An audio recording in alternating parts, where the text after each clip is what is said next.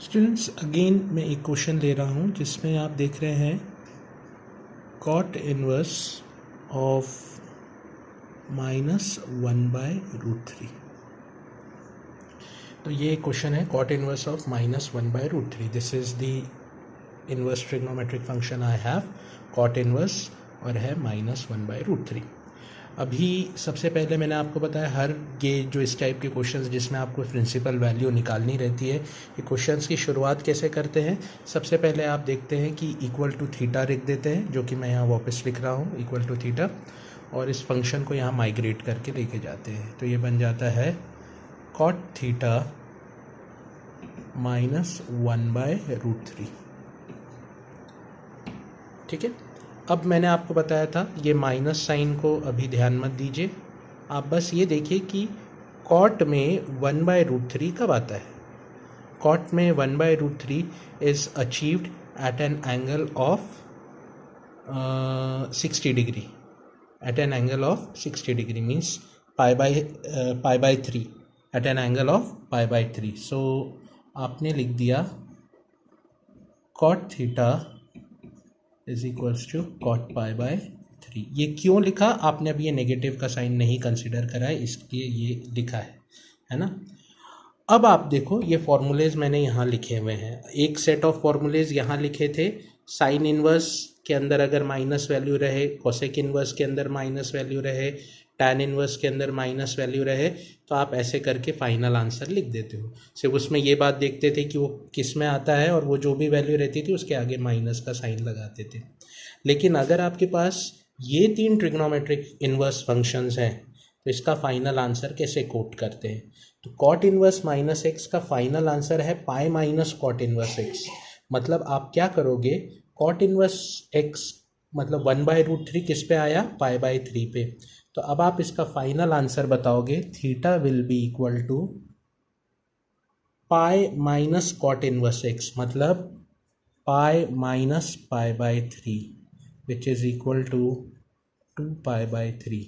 तो थीटा का जो फाइनल आंसर रहेगा that will be equal to 2π/3।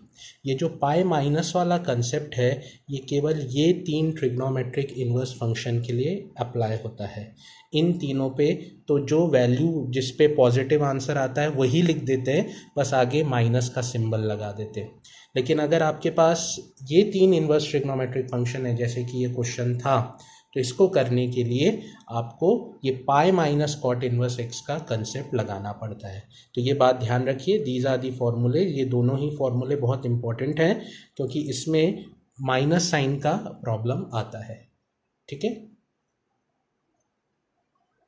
Now I am telling the other property of inverse trigonometric function, which is known as self-adjusting property of the inverse trigonometric functions. क्या है ये property, कैसे दिखती है, कैसे काम करती है, ध्यान से देखिए कि if you have an inverse trigonometric function like this, sign inverse of sine x. अगर आपके पास ऐसा इनवर्स ट्रिग्नोमेट्रिक फंक्शन है, मतलब ब्रैकेट के अंदर ट्रिग्नोमेट्रिक फंक्शन है और वही ट्रिग्नोमेट्रिक फंक्शन का इन्वर्स बाहर भी लगा हुआ है, तो ये इन्वर्स और अंदर का इन्वर्स अपने दोनों इफ़ेक्ट को नलीफाई कर देते हैं, निगलेक्ट कर देते हैं, नेगेट कर देते हैं, और इसका फाइनल आंसर बच जाता है केवल x। इसको कहते हैं self adjusting property. Self adjusting, sine inverse से साइन फंक्शन एडजस्ट हो गया और ये दोनों ख़त्म हो गए, और फाइनल आंसर बच जाता है बाय x। मतलब अगर आपको मैंने कभी ऐसा लिख के दे दिया साइन इनवर्स ऑफ साइन π/3, तो आप बोलोगे सर मैंने सेल्फ एडजस्टिंग प्रॉपर्टी लगा दी, और इसका फाइनल आंसर आप मुझे कोट कर दोगे π/3। ऐसा सारे ही इनवर्स ट्रिग्नोमेट्रिक फंक्शंस के साथ होता है। मतलब अगर आपके पास sec inverse of sec x लिखा है, तो सेक इनवर्स और सेक जो कि ब्रैकेट के अंदर है, और ये एक साथ लिखे होने चाहिए, ये एक साथ हैं, तो ये दोनों को सेल्फ एडजस्टिंग प्रॉपर्टी अप्लाई करेंगे, सेल्फ एडजस्ट हो जाएंगे दोनों के दोनों, और फाइनल आंसर आ जाएगा x। ये वाली प्रॉपर्टीज सारे के सारे इन्वर्स ट्रिग्नोमेट्रिक फंक्शंस के ऊपर अप्लाई होती है। मतलब मैंने आपके सामने सिर्फ 2 एग्जांपल्स लिखे, लेकिन कॉस इन्वर्स कॉस एक्स में भी आंसर x है, टैन इन्वर्स टैन एक्स में भी आंसर x है, कोसेक इन्वर्स कोसेक एक्स में भी आंसर x है। तो ये प्रॉपर्टी को बहुत ध्यान रखिए। This is the first property of the inverse trigonometric functions which is known as self adjusting property. इसके पहले मैंने आपको वो 6 प्रॉपर्टीज़ और बताई हैं छोटी वाली, जिसमें अंदर की वैल्यू नेगेटिव आती है, वो भी ध्यान रखिएगा। अब जो नेक्स्ट प्रॉपर्टी है that is known as reciprocal property of inverse trigonometric functions. क्या कहती है ये प्रॉपर्टी? ध्यान से देखिए।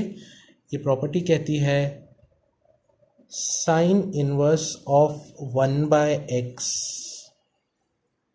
Is equal to cosec inverse x।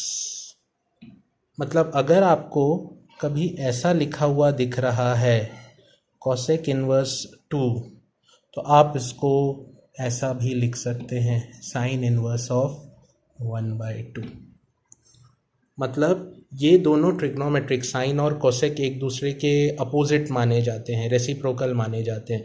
तो ये जो अंदर की वैल्यू है, अगर ये रेसिप्रोकेट कर दो आप, तो यहाँ पे इन्वर्स ट्रिग्नोमेट्रिक फंक्शन आप चेंज करके लिख सकते हो। मतलब साइन और कोसेक का ये है, अगर आपके पास टैन इनवर्स ऑफ x है तो आप इसको लिख सकते हो cot inverse of 1/x। Tan inverse of x है तो आप इसको लिख सकते हो cot inverse of 1/x। Similarly अगर आपके पास कॉस इनवर्स ऑफ x है तो आप इसको लिख सकते हो सेक इनवर्स ऑफ 1/x। या सेक इनवर्स x है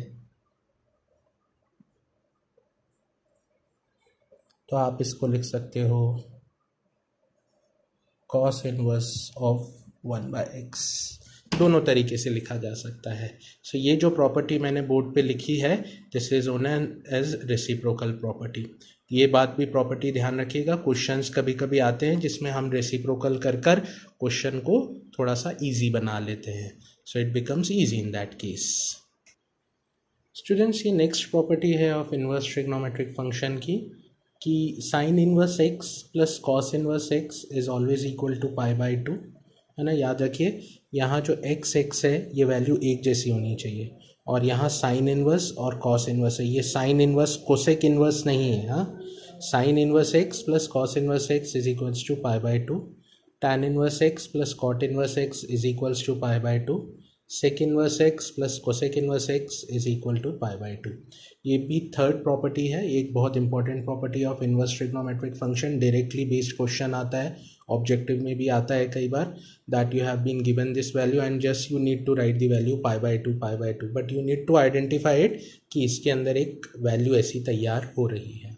always remember the value of x should remain same in both the inverse trigonometric functions, and there are pairs sine inverse cos inverse, tan inverse cot inverse, sec inverse cosec inverse. This is the next property using tan inverse functions, which says that tan inverse x plus tan inverse y is equals to tan inverse x plus y upon 1 minus xy. This is within the brackets. This quantity is within brackets. So I just show you the application of this property. Means this helps us to add two values. For suppose if you are given some values in tan inverse x and tan inverse y, how will you add or subtract them? I'll be showing you with an example and that will help you out. For suppose this is the question, tan inverse 1/2 plus tan inverse 1, prove that this is equal to π/4. This is the question, you need to prove that. Tan inverse 1/2 plus tan inverse 1/3 is equal to π/4. We need to prove that. So if you observe this question, this represents the value of tan inverse x plus tan inverse y. The value of x is equal to 1/2 and value of y is equal to 1/3. Now applying the formula, the above formula, we can write it as tan inverse of means I am taking the value as it is. It becomes 1 by 2 plus 1 by 3 upon 1 minus 1 by 2 into 1 by 3. This is the tan inverse 1 by 2 plus 1 by 3 upon 1 minus 1 by 2 into 1 by 3. Now solving it, we get the value of equals to tan inverse 1. We get the value of tan inverse 1, and tan inverse 1 is equal to pi by 4. Hence it proves out that the value of tan inverse 1 is equal to pi by 4. Is the question clear?